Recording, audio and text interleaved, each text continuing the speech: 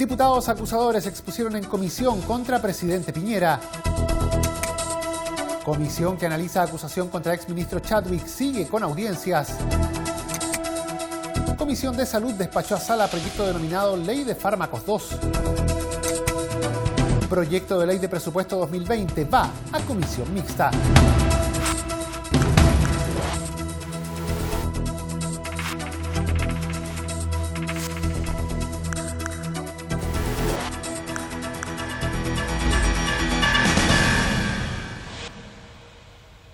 ¿Cómo están? Los saludamos, sean bienvenidos a una nueva edición de Frecuencia Legislativa. Iniciamos la revisión de las principales noticias, los hechos que han marcado la pauta en las últimas horas aquí en la Cámara de Diputados. Iniciamos hoy contándoles que los diputados acusadores expusieron en la comisión que analiza justamente la acusación constitucional contra el presidente de la República, Sebastián Piñera.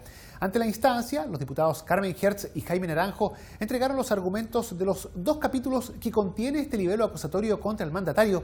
A continuación expusieron en esta primera sesión de audiencias el constitucionalista Jorge Correa Sutil y la directora de Amnistía Internacional, Ana Piquer. En su primera sesión de audiencias de la Comisión de Acusación Constitucional contra el presidente Piñera, expusieron los acusadores, la diputada comunista Carmen Hertz y el parlamentario socialista Jaime Naranjo, quienes detallaron las dos causales del libelo: la responsabilidad del jefe de gobierno en las graves, reiteradas y sistemáticas violaciones a los derechos humanos cometidas por agentes del Estado durante el último mes, y haber comprometido gravemente el honor de la nación, dada la preocupación expresada por la comunidad internacional. El documento incluye el detalle de casos de violaciones de derechos humanos por parte de agentes del Estado, con las querellas que se han presentado por muertes, torturas y heridos, principalmente con traumas oculares y la pérdida de la visión, lo que respaldaron con un registro audiovisual presentado en la comisión. El diputado Naranjo dijo que la acusación se sustenta en la necesidad de responder por las violaciones a los derechos humanos que se han cometido en democracia, ya que ninguna autoridad está por sobre la ley y la Constitución.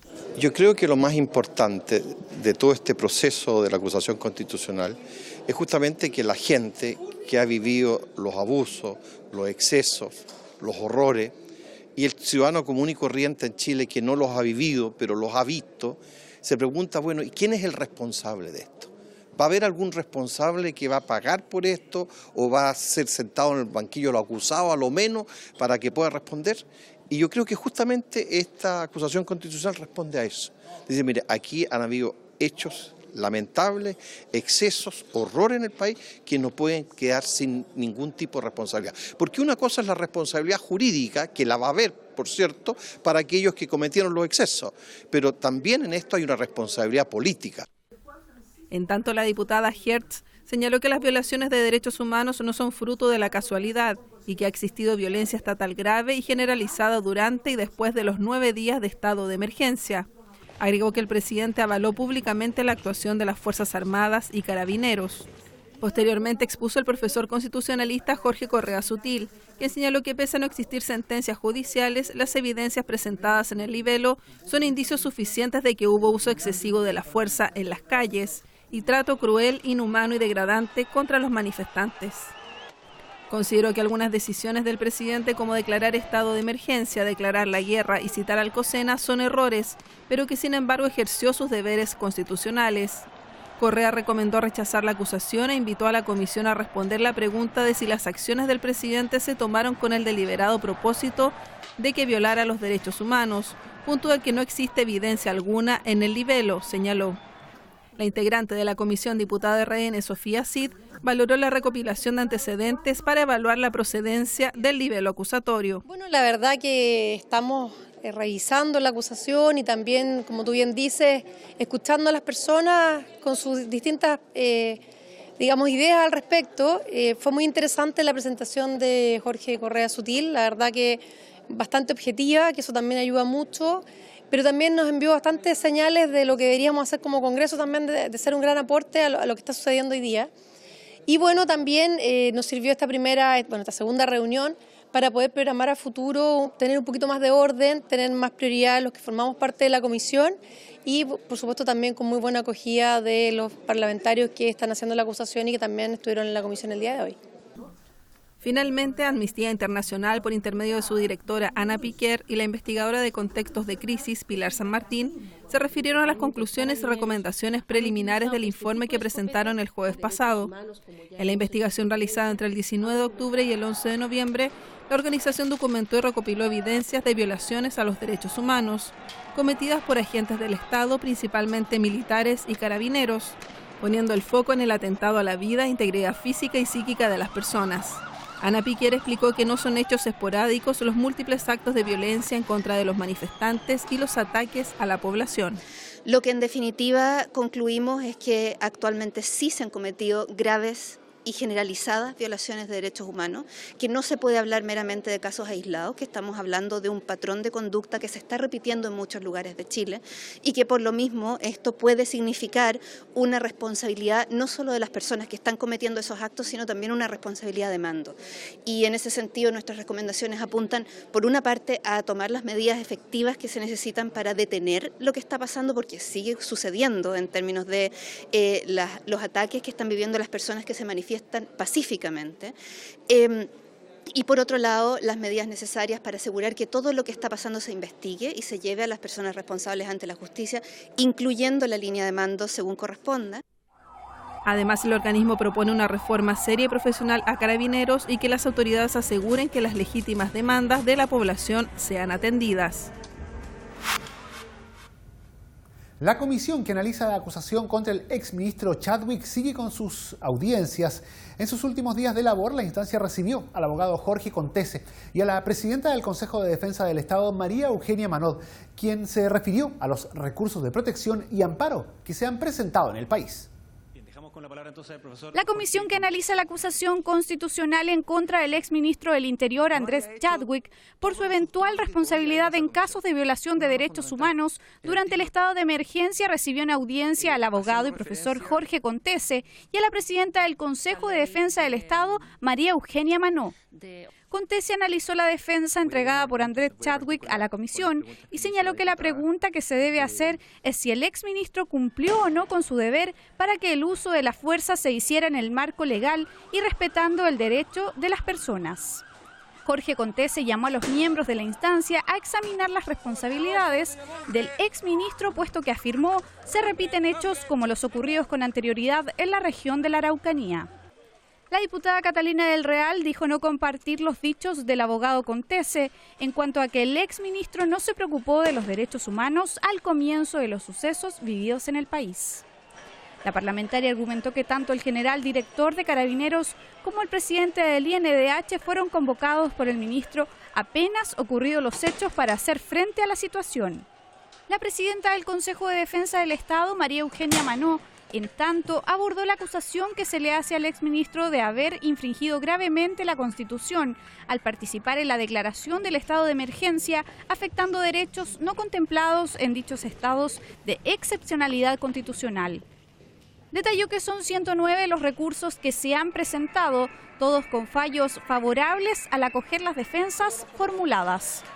Durante la segunda jornada de audiencias, la comisión escuchó las exposiciones del ministro de Vivienda, Cristian Monkever, y del director general de la PDI, Héctor Espinosa.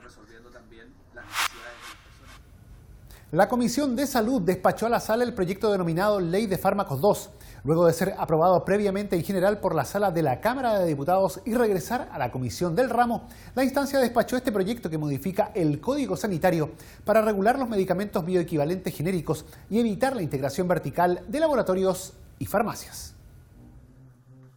La Comisión de Salud de la Cámara de Diputados despachó el proyecto de ley que modifica el Código Sanitario para regular los medicamentos bioequivalentes genéricos y evitar la integración vertical de laboratorios y farmacias, más conocido como Fármacos 2.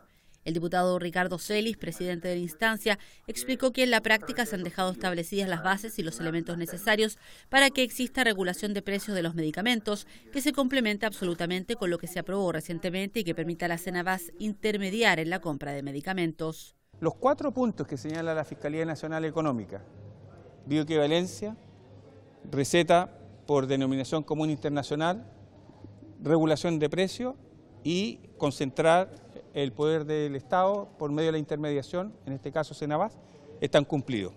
Y con este proyecto de Ley de Fármacos 2, a lo menos abordamos los dos primeros puntos que tienen que ver, para ser más exacto, los tres, ¿cierto? Que son la denominación común internacional para efectuar la receta, no más receta por nombre de fantasía,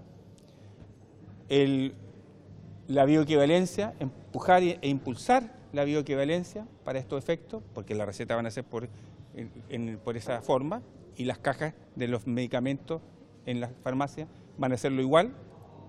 Y además la regulación del precio, que hoy día el Ejecutivo se ha allanado a una indicación que se había aprobado la vez pasada y que hoy el Ejecutivo se allana y concurre con su aprobación para que finalmente exista esto. Según dio a conocer el diputado Juan Luis Castro, una vez aprobada esta ley, ningún médico podrá recetar una marca. De igual manera dijo que el proyecto complementa la regulación final del mercado de precios. Nunca más un médico podrá recetar una marca, eso es un hecho histórico, porque hasta ahora, y lo dice el estudio de la Fiscalía Nacional Económica, 200 millones de dólares destina la industria a seducir a los médicos. Seamos sinceros, médicos para que receten marcas. 80% del mercado son marcas indicadas por el médico en una receta. Se acaba eso. Es una ley que complementa toda la regulación final del mercado de precios. Chile no puede ir a una fijación total de todos los precios porque existen mercados hoy día influyentes. Pero lo que sí estamos apuntando es que el usuario final tenga una rebaja sustantiva sobre la base de estos criterios. Y esa rebaja final, sobre todo en el punto de venta, es la que tiene que estar condicionada a este observatorio internacional que en el fondo coloca límites de precio. Esos límites de precio tendrá que sancionar la autoridad con penas gravísimas, incluso la clausura, el requisamiento y las multas millonarias, pero no podíamos, ni era factible, colocar cifras de fijación de precio cuando hoy día este mercado se mueve en bandas de precio o en rangos de precio que tienen que ser razonables. Por su parte, el diputado Andrés Celis planteó que se debe buscar una forma para fijar un precio máximo. A conversar con el Ministerio de Salud y ver algún mecanismo para poder fijar un precio máximo que no debiera ser más allá del 10%. ¿Y por qué digo esto? Porque cuando vimos el tema de la Cenabás, en una primera instancia, cuando se le iba a vender a las farmacias más pequeñas, a las farmacias de barrio, ellos calculaban, el Ministerio de Salud, que no fuera más de un 10% el margen de utilidad de las farmacias pequeñas. Así que, en ese sentido, yo me comprometo que en esta fijación de precios máximos, en especial los fármacos más caros, conversar con el Ministerio de Salud y poder fijar un mecanismo para que la gente esté más clara y sea más transparente el tema. La iniciativa que modifica el Código Sanitario para regular los medicamentos bioequivalentes genéricos y evitar la integración vertical de laboratorios y farmacias debe ser revisada ahora por la Sala de la Cámara de Diputados. Y la Sala de la Cámara de Diputados rechazó parte de las modificaciones del Senado al proyecto de ley de presupuestos de la Nación 2020. De esta forma, los parlamentarios derivaron la iniciativa a una comisión mixta con el objeto de forzar allí una mayor flexibilidad por parte del Ejecutivo en materia de financiamiento para áreas como la salud pública y las pensiones para los adultos mayores, puntos que concentraron el debate. Cabe mencionar que este proyecto contiene disposiciones de quórum calificado.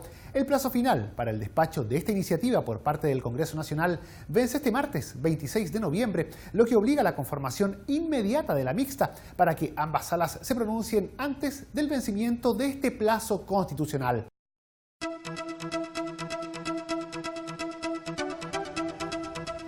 Y un total de 15 sesiones de comisión se encuentran programadas para la jornada de este martes 26 de noviembre en la sede de la Cámara de Diputados en Valparaíso. Todos los detalles los conocemos en el informe que nos entrega la periodista Carolina Collado desde la radio de la Corporación. Adelante, Carolina. ¿Qué tal, Guillermo? La jornada de trabajo en comisiones comienza con la que analiza la acusación constitucional en contra del exministro del Interior Andrés Chadwick y que, como ha sido habitual, tendrá una segunda jornada de audiencias en la tarde. La Comisión de Constitución continuará el análisis de las reformas que buscan rebajar en un 50% la dieta parlamentaria y la remuneración de otras altas autoridades. Ha sido invitado el presidente de la Corte Suprema, el de la Asociación de Fiscales, el director de Presupuesto y los presidentes de las asociaciones municipales del país. El ministro de la Secretaría General de la Presidencia, junto a representantes de centros de investigación política, participará en la Comisión de Gobierno Interior, que sigue analizando en general los proyectos que restablecen el voto obligatorio. La Comisión de Trabajo, en doble jornada, continuará con el análisis y votación en general del proyecto que crea un subsidio para alcanzar un ingreso mínimo garantizado. En la primera parte recibirá a la presidenta de la Asociación de Funcionarios Trabajadores de Parlamentarios y en la segunda someterán a votación la idea de legislar esta iniciativa. El ministro de Defensa participará en la comisión del ramo para referirse a la declaración de las Fuerzas Armadas relativa al informe emitido por Amnistía Internacional sobre violaciones a los derechos humanos. Y la Comisión de Emergencia, Desastres y Bomberos invitó al alcalde y al intendente de Valparaíso junto al director nacional de CONAF para analizar los incendios que afectaron a esta ciudad y de los cuales se presume intencionalidad. Guillermo. Perfecto, Carolina, muchas gracias. Bueno, y con este adelanto de lo que será parte del trabajo de las y los diputados para la jornada de este día martes, nosotros ponemos término a la presente edición de Frecuencia Legislativa. Agradecemos su compañía y les recordamos que estas noticias están como siempre disponibles para descarga en el www.cámara.cl en sus diferentes formatos audiovisuales. Gracias por sintonizarnos. Siga junto a Cámara de Diputados Televisión.